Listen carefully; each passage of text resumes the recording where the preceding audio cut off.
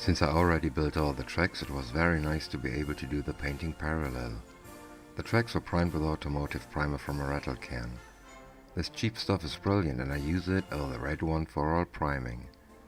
It's easy to spray it very thin, it sticks to all surfaces and it levels nice and even. I used the copper wire as handles while spraying to keep my sausage fingers out of the way. This was the first time I used an airbrush to lay down the base color on tracks, and it was also the first time I used acrylics for the job. Here are all the things I needed. My new Badger airbrush, the paint stirrer, the paints, and my self-made paint thinner. It's made of 3 parts of pure alcohol and 2 parts of water. I use it without any problem since I started working with an airbrush. It thins acrylics in a different way than, for example, Tamiya thinner. I use it in a ratio of 1 part of paint and 1 part of thinner. Finer needles may require a little more thinner, but I haven't tried that yet. I never thought I'd say that, but this little device became one of my favorite tools. It helped me rescuing many very old animals which I use for dry brushing or painting uniforms. So this stirrer saved me quite a lot of money and it makes stirring paints a quick, clean and proper job. Here's the Badger with paint bottle, all set to go. I used a small plastic cup to mix the paints. The paints are, to me, a flat brown, metallic grey and flat black. I used 2 parts of metallic grey and 1 part each of the other 2 colors. All tracks painted, but I came across a problem I wasn't prepared for. The Badger didn't want to spray, so I tried the Eastwood. The same problem. Then I used my cheap Agorotech and hey, that worked nicely. What made that happen? The best guess is that the pressure was too high.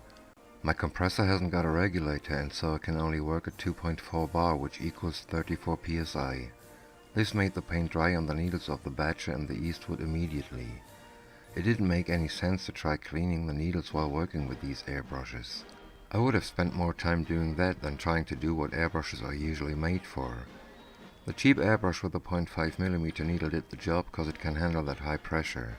That can't be the way I go on from here, so I'll get me a regulator. I need the airbrushes to do some painting and not to blow stuff off my bench. The good thing about it was that it gave me some practice in cleaning airbrushes. Some pics of the tracks after I put on a, flat coat from a rattle can. It doesn't really look flat, but at least it's easy to work with. I'll have to find some other flat clear though.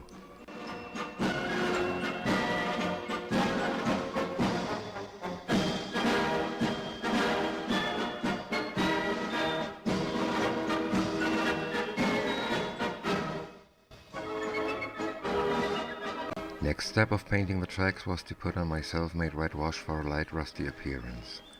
I mixed that wash for a completely different purpose, but it isn't suitable for that. Anyway, I'm quite happy with the new use I found for it.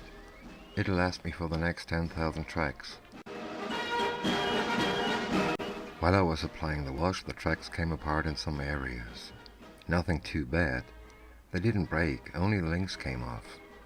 At first I thought it might have been the wash, but that would have been too fast. It just happened because of manipulating them a little too carelessly.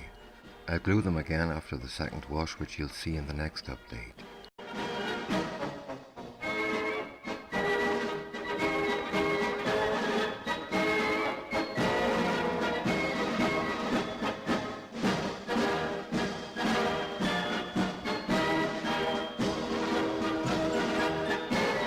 We don't make mistakes, we only have happy accidents. I was so happy with the ease of assembling the magic tracks that I forgot to glue the ice cleats onto the Winterketten. Since I'm not going to build the winter option of the Panzerreihe, there's no need for them anyway. On the other hand, I wanted to display them somehow. I had one Plus model laser cut wooden box in my stash and I used it to stow half of the cleats. I'll order some more of these boxes because they really look nice and I can use the second one to put the rest of the cleats in. I used CA glue to assemble the boxes. The tip of my X-Acto blade was a perfect tool to pick up the smaller parts and place them on the larger boards.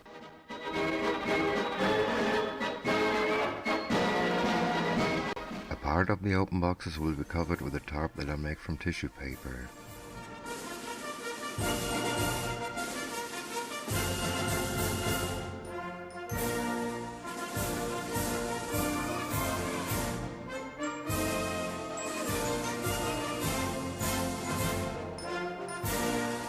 I've got many of these empty 50 and 100 milliliter bottles and I use them for my washes. Here we have my grey wash for light grey and white surfaces. In my opinion it's just perfect for the interior of the Panzer and Stück 3. Since there won't be much visible, I'll only do some dry brushing with white enamel.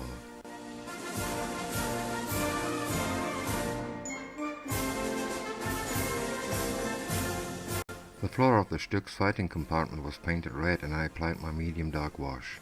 Some dry brushing with a dark metallic enamel mixture will follow. The last step will be some pigments.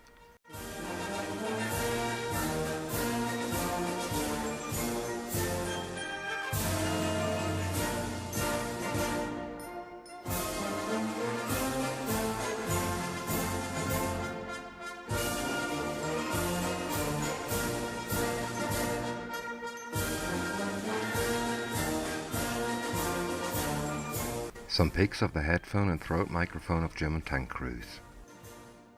In the previous update you saw my first attempt to replicate the microphone. 2 more attempts followed and I wasn't satisfied with the results. This is number 4 and I like it. The microphones were made from sprue. I drilled 0.3mm holes for the wiring. The neck piece was made from aluminum foil and I added 0.1mm copper wire to attach it to the microphones. It's not what it looks like on the original part, but I was really fed up with all the useless ways I tried to do it before. The wiring was made from 0.3mm copper wire. I held it into a flame till it was red hot to soften it. I used a short piece of stretched styrene tubing to put the 2 wires together. CA glue was used for the entire build and to mess up the figure's neck. I hope I can remove the better part of it without damaging the throat microphone. My patience for building it has come to an end and the words I used while I was building it are one of the reasons why I don't do live bits. The radio will hardly be visible, so I cut off the wiring at the figure's foot. My first thought was to add a plug to this end, but I talked about my thoughts on unnecessary work a couple of times before.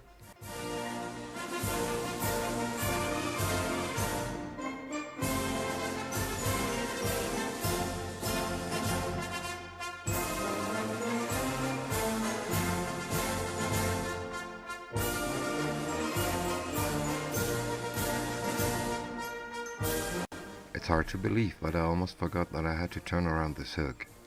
Well, I'm glad I remembered it before I started the paint job.